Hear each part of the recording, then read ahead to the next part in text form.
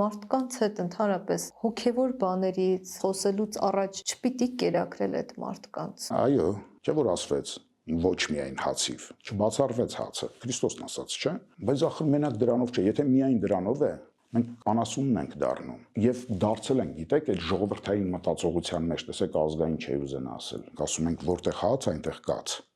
այնտեղ մնա։ Այդպես եթե կովը, ոչխարը, չգիտեմ,